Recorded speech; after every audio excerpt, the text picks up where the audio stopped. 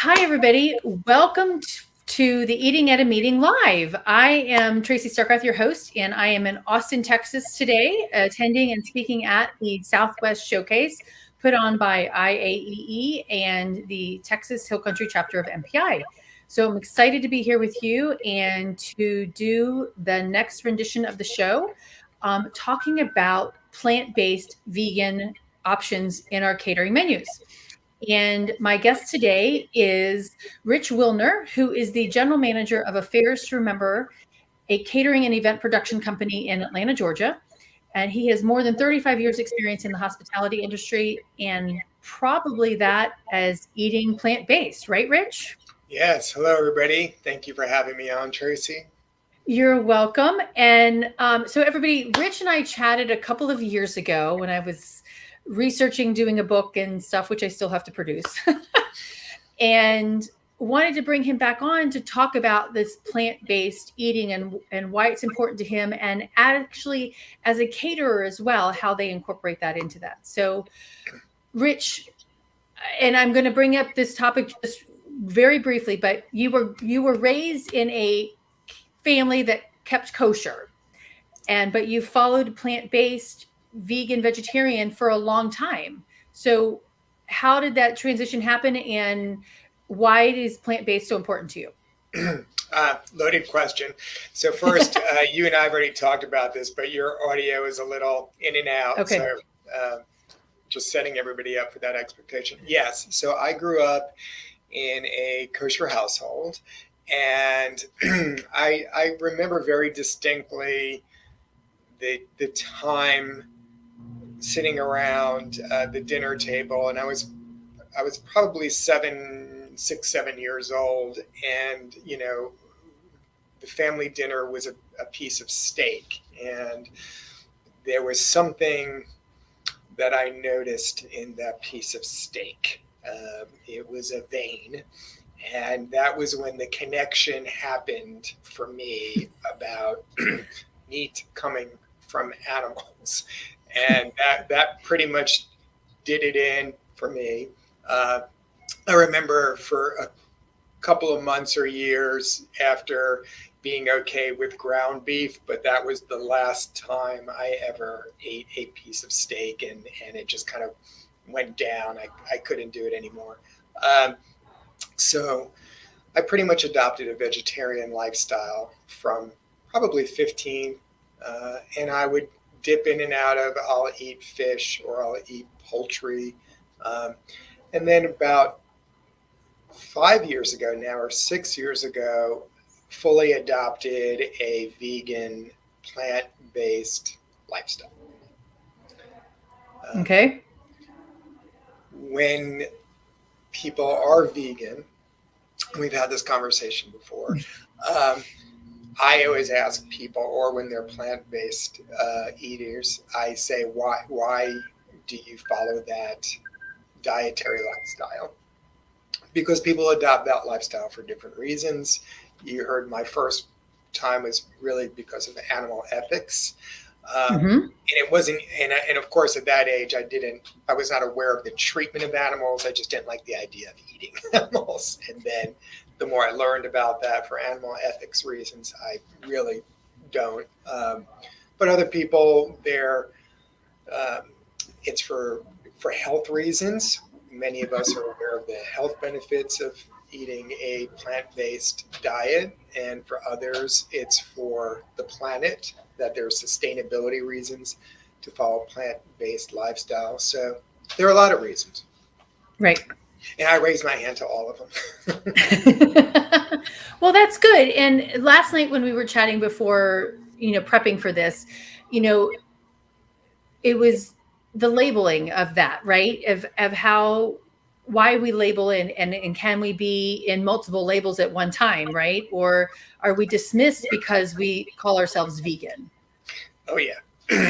So I think that plant-based is just a marketing effort to rebrand vegan because vegans come with a lot of animosity. we've talked about this, that they are a group that is probably at the bottom of the totem pole. In terms of who wants to hang out with who. They're the last group picked for the dodgeball team. But then really the truth is veganism is a lifestyle. It really, it's more than what you eat. It's how you live, what you wear. I don't wear leather. My life truly is more on the vegan lifestyle. What I consume, plant-based, is what you consume. But I also think it's a marketing piece. And I think it's very adaptable for young people today because they automatically, when they hear plant-based, they also think about the environment and they think about animals and they think about all of those things. So it's a more mindful approach. And it comes with less, it's a little more unknown. When you say I'm a vegan, man, you better not pick up that donut. Or, people be like, I thought you were a vegan. So being plant-based has a lot more flexibility to it. It's not a 365, 24/7 commitment. Plant-based feels more, well, this is how I eat the majority of the time.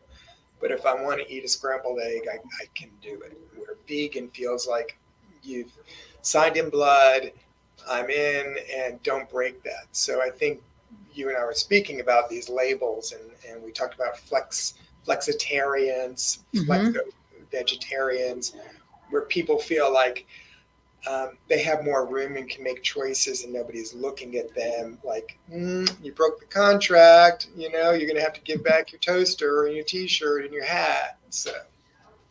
Well, one thing with gluten-free, I think a lot of times as well, right? But I think there are a lot of people who are not celiac who eat gluten-free and they're like, oh, I can have that bread, but I can't have that. And that's breaking that seal or that. And it's frustrating for caterers, when they do that for food service. And my guest at the beginning of the month was, how do you do it? It's different when it's in your own home than when you're projecting it out or your food service company. To make that swap in general, saying, oh, she's not really that, right? But I think we do get anybody with a dietary need of any kind of gets their nose snubbed for a variety of reasons. Well, from a catering standpoint, we have two accountabilities. One is we deal with a client who is choosing a menu for their guests. When a patron walks into a restaurant, they are ordering for themselves and their own specific needs. When you host an event for 150 people, you hopefully as a host want to accommodate those needs, but you don't necessarily know the needs. So my two accountabilities are when my client shares with me, I have guest XY, and they have told me that they need a diet that meets these considerations. So we would prepare something for guest XY that meets their specific considerations. That's accountability number one. Accountability number two is as a vendor, as a food purveyor, and as an innovator and food leader, I automatically create menus and products that even if my client doesn't say, oh, I want gluten-free items on my buffet or vegan items, that I have options available that I actually put onto menus that just happen to be vegan or happen to be gluten-free. And that way their guests who may not have made their preferences known ahead of time can walk up and get a meal and be like, oh my God, this is so lovely. I've got options. And I love that approach. And it's looking at it holistically, right? And not pigeonholing and sewing, because you don't want to provide a whole bunch of different customized plates for individuals. Why not serve a meal that everybody can enjoy together? And part of the, I don't want to say it's a trick. Our goal is to make delicious food no matter what. And to have a party or an event that has a number of items that people are just enjoying, and all of a sudden, like, wait, this whole menu was gluten-free, or this whole menu was vegan or vegetarian. Wow, I didn't even notice. I just noticed how great Exactly. everything was. Mhm. Yeah. That's that labeling thing. Right. That very true. But that's the whole goal, is like it should be delicious for everybody. Yeah. Mm-hmm. Yeah. And to me, that's going to bring you back more customers Mm-hmm. So, because you're looking at it a different way. and we broadcast that. It's on our website. It's part of our speech. Our menus are labeled, if they're gluten-free items. And if you're in the market looking for that stuff, it's so nice to find, it's not in fine print at the bottom of the page someplace. We speak loudly about our commitment to handling special dietary considerations in a thoughtful, creative, and innovative way. It's not just, we'll give you 2 scoops of potato and extra carrots. So. What a lot of people get. Yeah. So so tell me how my sound is coming. Am I coming in okay? You're good. Okay, perfect. Um, so I want to touch on the aspect of sustainability. I just gave a speech on sustainability, and I really want to touch on how affairs to remember, how the plant-based items relate to the whole sustainability practices that you follow. Can you talk about that a little bit? Yeah.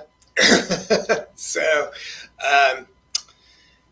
okay. So, I always like to have little reference points. So I'm going to ask you a question. Maybe you already know the answer to this. How many gallons of water does it take to produce 1 pound of meat? I just had it on my slides. I think it's like 30. Oh, no. No. How many? Higher. 100? 500? Okay, your thumb is out of the way. I can't see where you're going. Wow. 1,000 gallons of water to produce a pound of meat? 2,000? Oh my gosh. It's not as high as 2,000. It's around 1,500. Okay. 1,500 gallons of water. Wow. To produce 1 pound of meat. So if the conversation is forget about greenhouse gas emissions and cutting down crops to plant soy and corn to feed cattle that we turn around and slaughter and eat, forget about that. Let's just talk about the water. So that alone. So again, having and promoting items, we're not here to push our agenda down people as much as to just have products that are great. And a lot of our corporate clients, I would say it's a beautiful thing when your mission aligns with your marketing and what clients want. So the fact that this is important to us, and our job is to create products that people would want to buy, and again, happen to be great, then all the better. If you're talking about sustainability strictly in terms of, we recycle, we reduce, we do all those things from an operational standpoint. Right. But having from a food standpoint, we buy locally as much as we can. We buy seasonally as much as we can.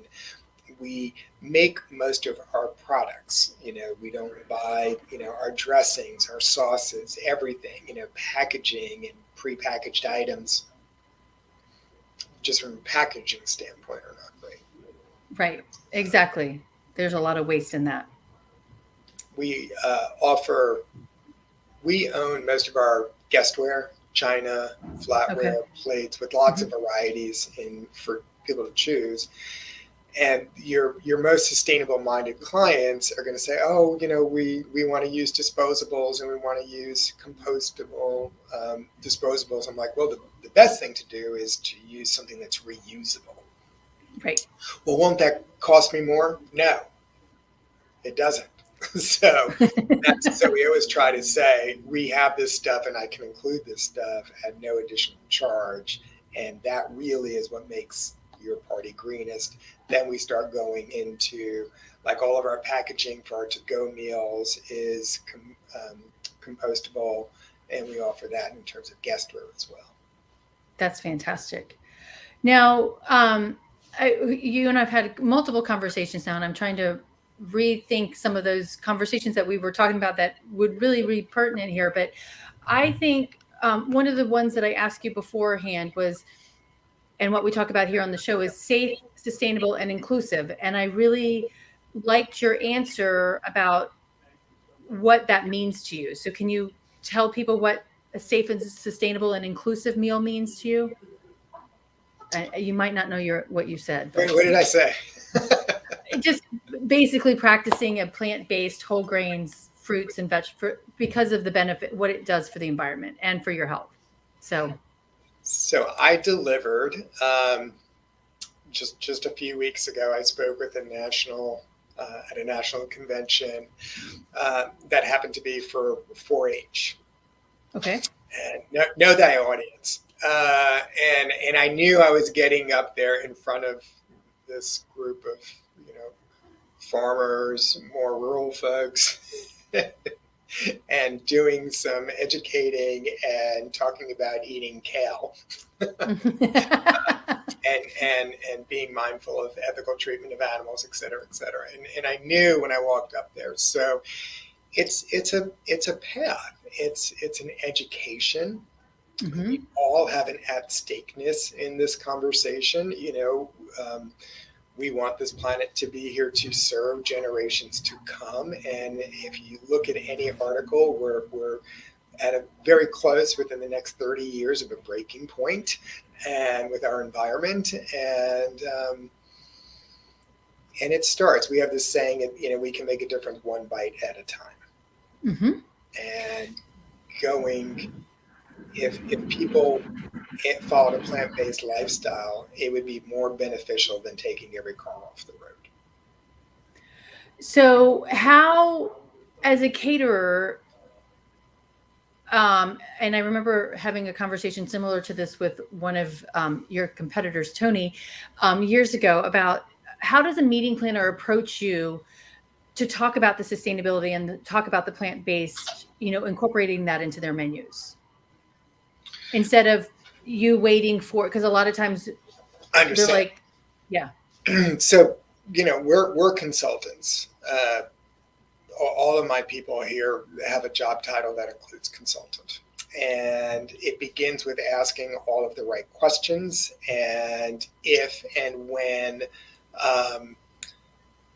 they don't bring certain information to the forefront, we generate it. So let's say I was doing an event for a tech office, and the person who was in charge of planning that event said, okay, I just want a traditional dinner buffet. I might start talking about the makeup of their employees and tell me a little bit about the characteristic of these employees, because my experience would tell me you probably want to go low on dairy. You probably want to increase your vegetarian options above and beyond.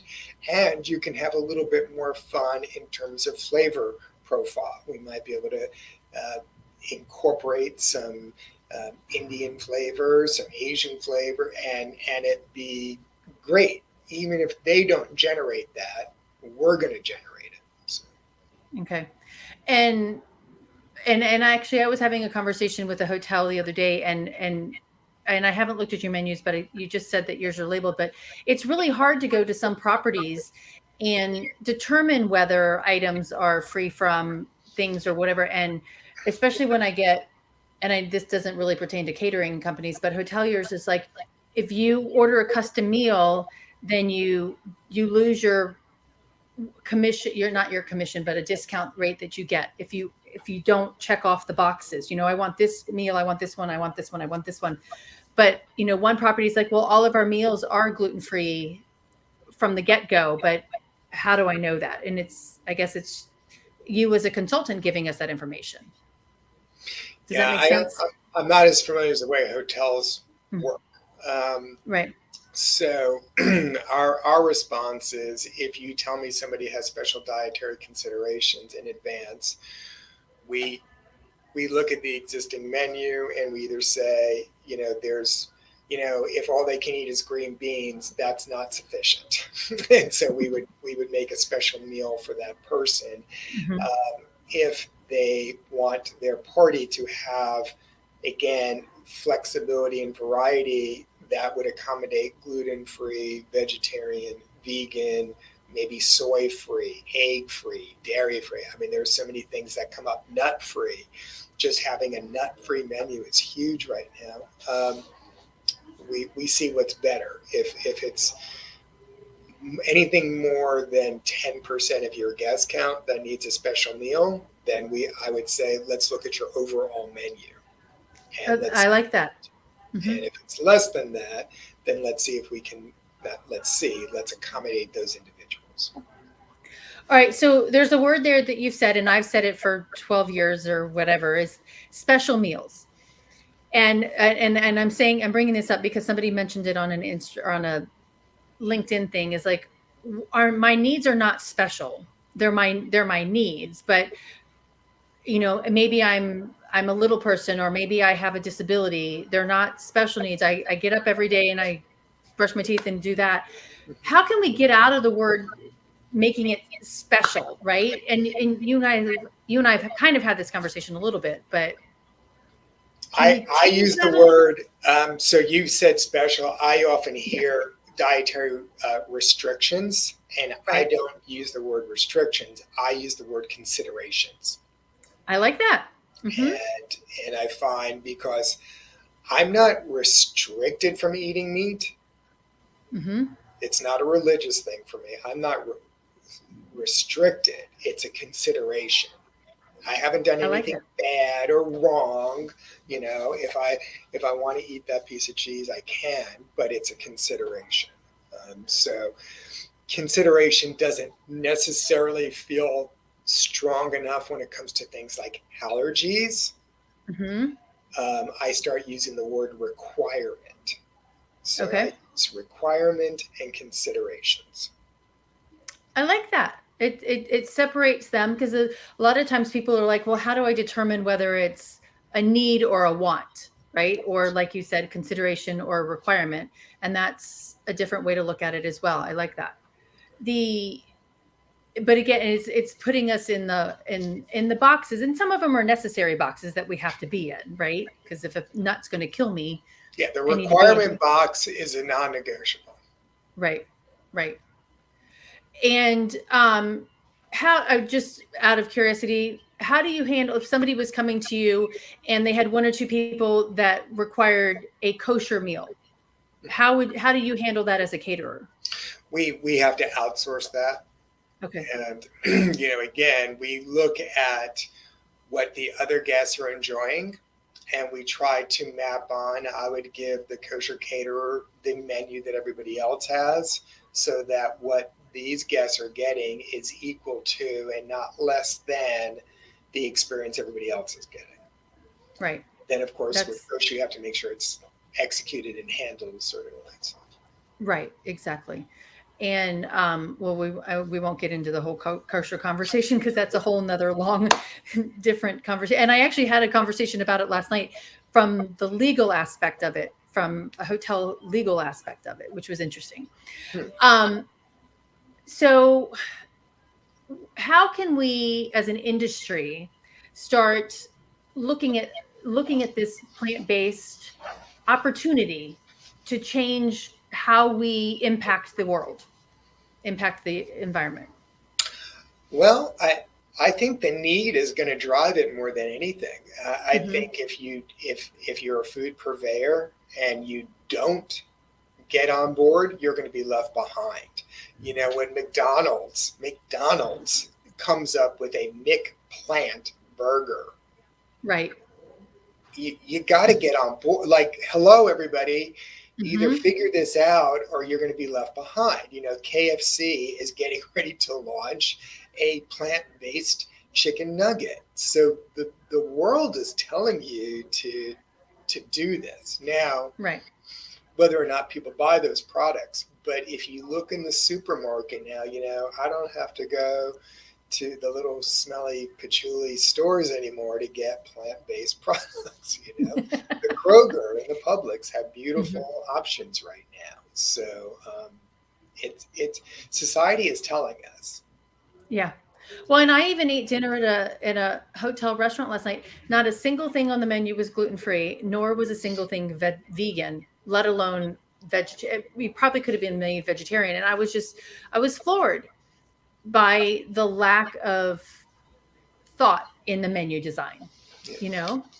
And often you can go into those places and ask, um, you know, will your chef accommodate it?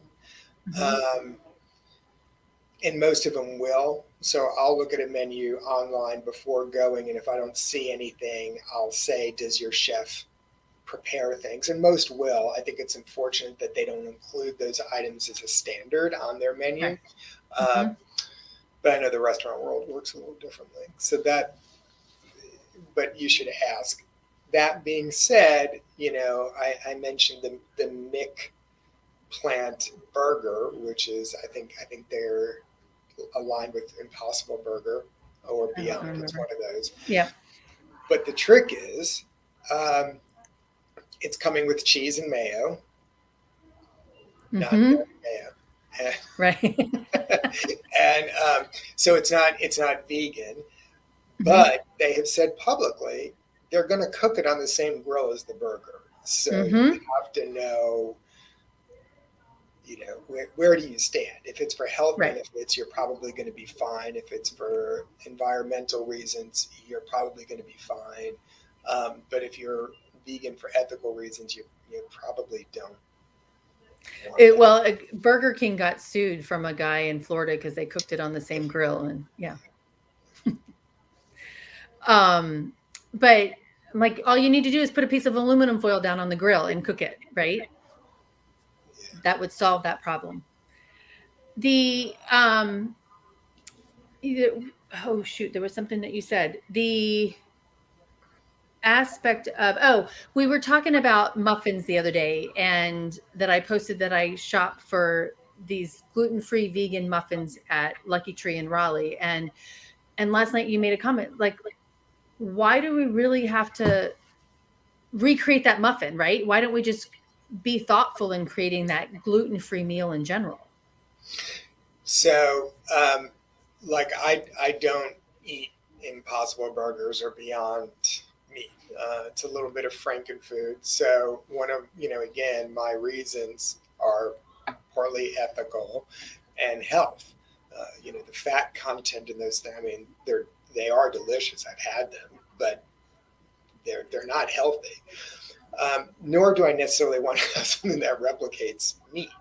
What I look for, and what our conversation is, why are we looking to recreate something? Why not just come up with new items? So like our chef has designed these beautiful vegan meals that often a non-vegan would say, wow, that looks great. He came up with a falafel loaf with this tahini sauce that's out of this world. It's fantastic. So that versus a burger, go with that. Why do I need to do, here's our Impossible or whatever, Beyond Meat burger? Just give me something else. Why do I need that? Why do I need to create a gluten-free muffin? How about an alternative that is filling, that tastes great, and is just another breakfast item? So get out of the box. That's a novel idea. Get out of the box. So I posted something the other day on LinkedIn, and this just popped into my head. Somebody commented on my friend's share of it, said, so what do you serve vegans for lunch? I'm like, okay. I mean, that's just a very generic, loaded question, right? There are lots of things that you can serve. And it's throwing that in that box, I guess. But I have to say, I told you last night, I'm like, when I woke up on January 1st to practice veganary this month, I'm like, oh my God, what am I going to eat? I don't know what I'm going to eat. But then I took a breath and I'm like, oh, I can have this. And I can have what I made the other night, spaghetti squash with a artichoke and cashew cream on top of it. It was So delicious. good. Yeah. So how can you, and you've kind of said this as well, but your meeting planners educate them that this is going to meet all of those needs as well as be delicious. And it's understanding, it's getting your sales team, Christy and everyone else that I know there, whose name is escaping me at the moment, that sell it to educate them on that. Do they do that when they're doing that consulting? Well, like your friend said, people look to us to be their solution base. You Right. know, I've got a problem. I don't know what to serve. I'm not going to laugh at them and say, what do you mean you don't know? We eat more than just carrots and celery and potatoes. My job is they're coming to me with a problem and I'm here to be their solution. And so when I present great options, they're like, oh my God, this is awesome. Whether it's for a party or just in somebody's household, there is that, like the experience you had January 1st. What am I going to eat? It does take, we're so used to the meat, starch, protein Mm-hmm. plate that what do we do when we remove a third of that? Right. What do Yeah. we do? And then Yeah. we tell them what we did. There's beans, there's tofu, there's grains. I mean, there are so many items. And then what do you do with those? We eat a lot now.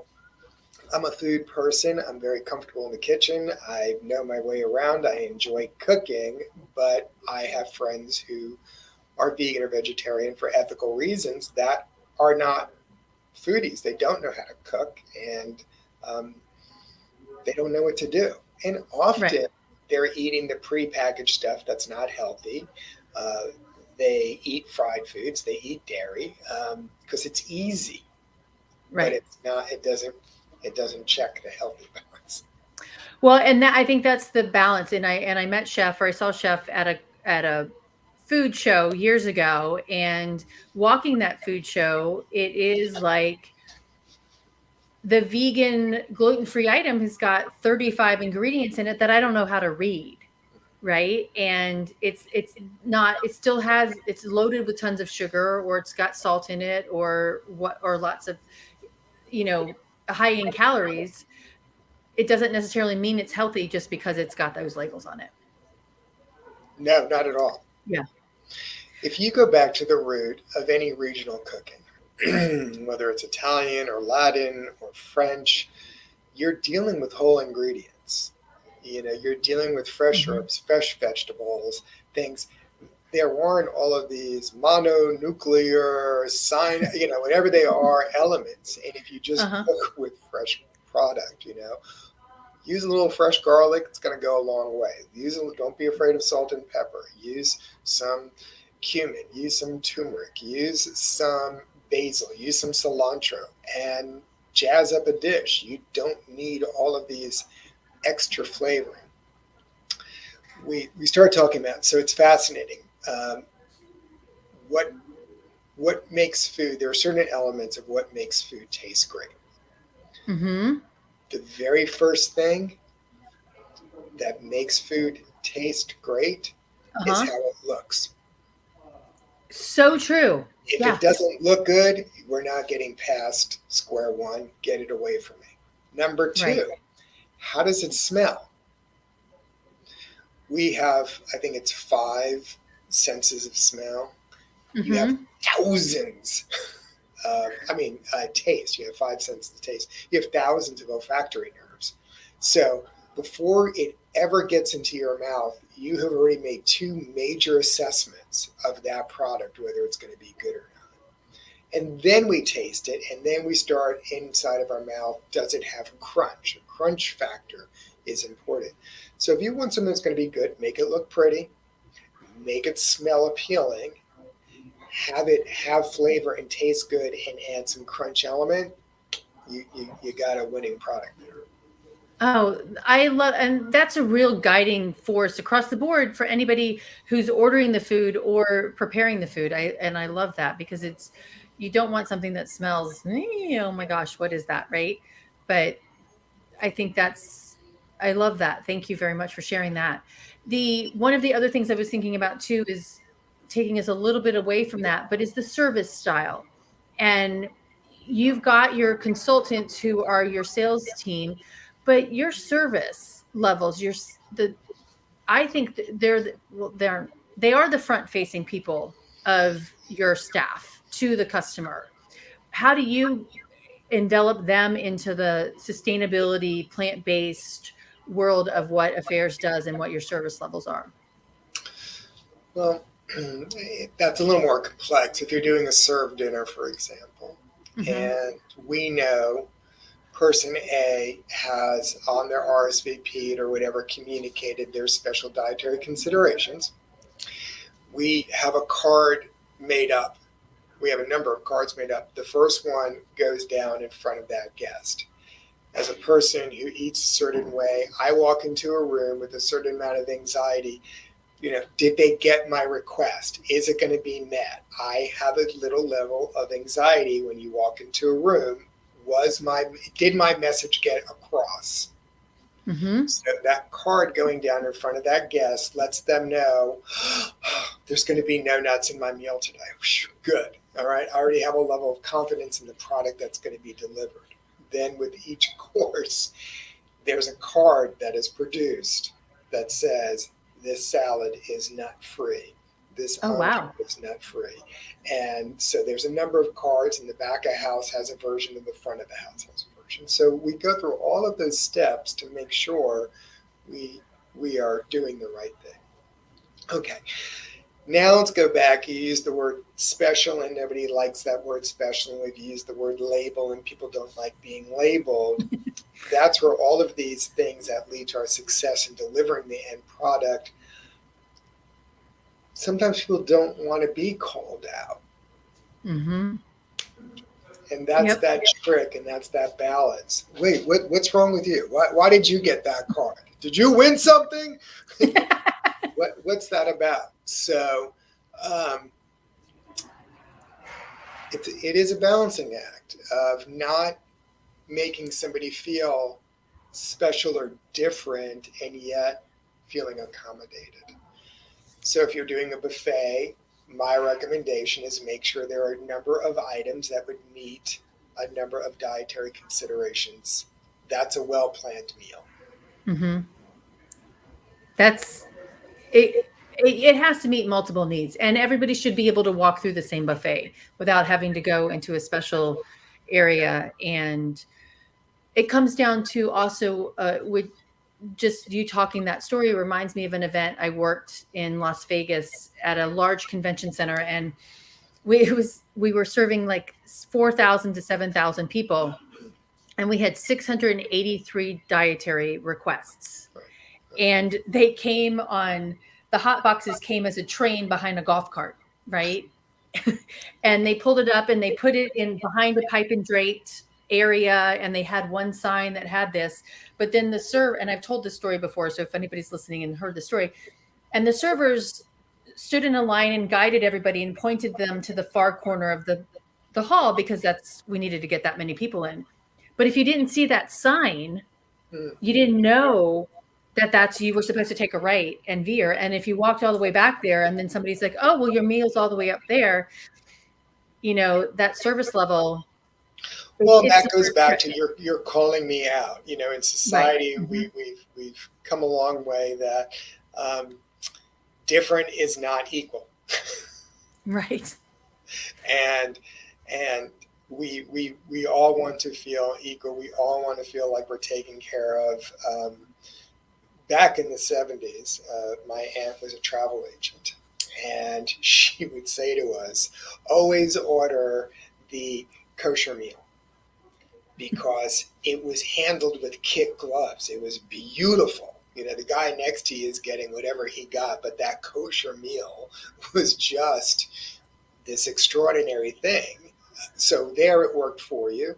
On the other hand, it could have very easily been oh, I can't eat nuts, I can't eat this, and you're saying, here, I got you 2 potato chip bags. So Mm-hmm. I Right. think the thing is, let's create the whole experience, and that experience is not just in what you're eating. How are they treated? Do they have to go to another level or a back room or see the guy behind the curtain? You know, that doesn't feel equal. Let's all Right. feel equal in the experience that we're given.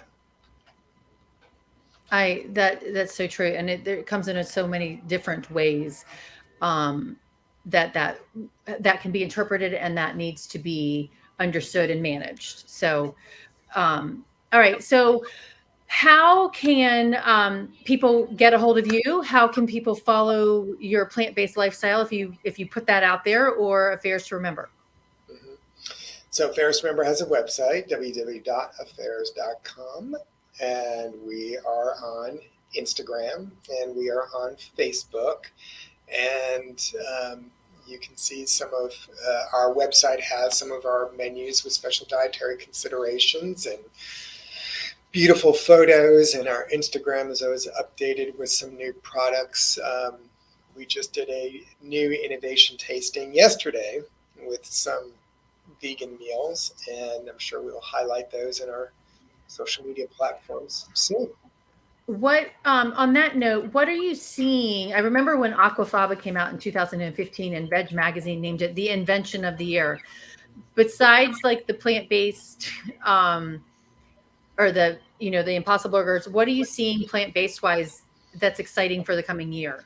Any new jackfruit or anything like that? I'm trying to think.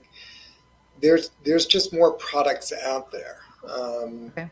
and I think people, more restaurants are, in Atlanta especially, we have a great food scene, and we have very eclectic, Buford Highway and Asian foods and Indian foods, and I think people are open to trying more things, and I think just like our people are connecting. I think our exposure to stuff is, you know, if you like kimchi, great. If it's too strong for you, I make a kimchi and kale salad where it's just a little bit and it's awesome. Um, so just mixing different flavors and things are Okay. great way to start. I don't know Yeah, I that. think spices are getting their getting their day now. I think adding more flavor and Yes. things like that. Yeah, spices are being really used a lot more now. So, which is good because nobody wants steamed broccoli with some ranch seasoning on top of it. Mm-hmm.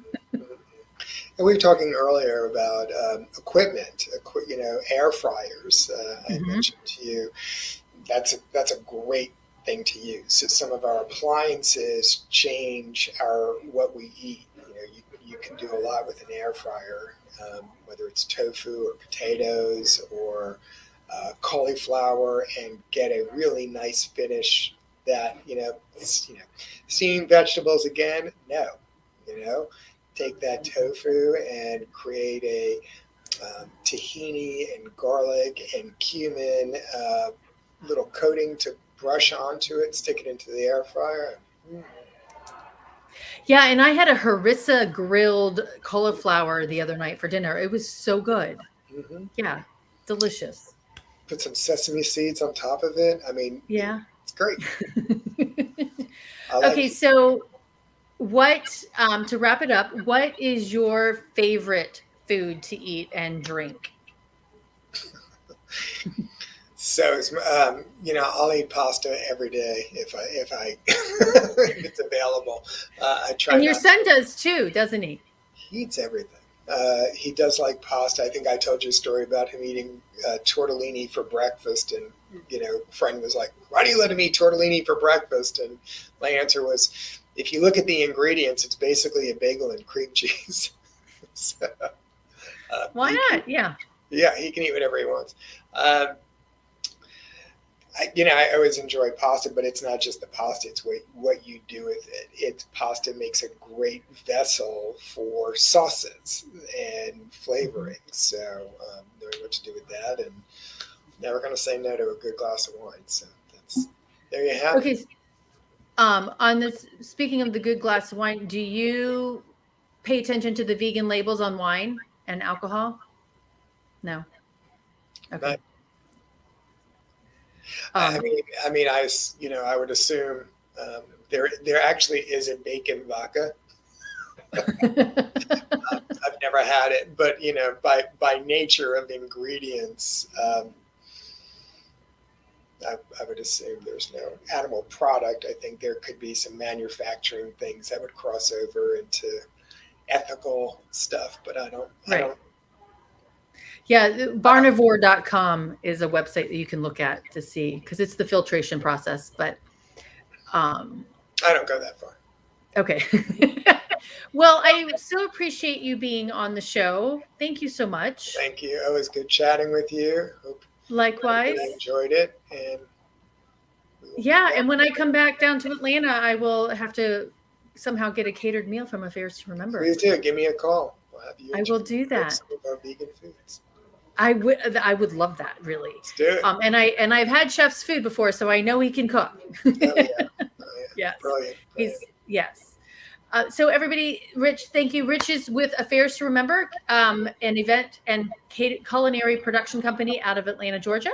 So if you're there and you need a catering company, look them up and call Rich, and they will take care of you. So, and I've worked with and known Affairs to Remember, oh my gosh, since 1997. So a good while. But thank you for listening to the Eating at a Meeting podcast. If you haven't joined the Facebook group, please go ahead and do so. You can find it on Facebook. Just Google Eating at a Meeting, and stay tuned for the Every Meal Matters course that's going to relaunch in about 6 weeks. So big announcement coming up on that. So thanks, everybody. And until next time, stay safe and eat well.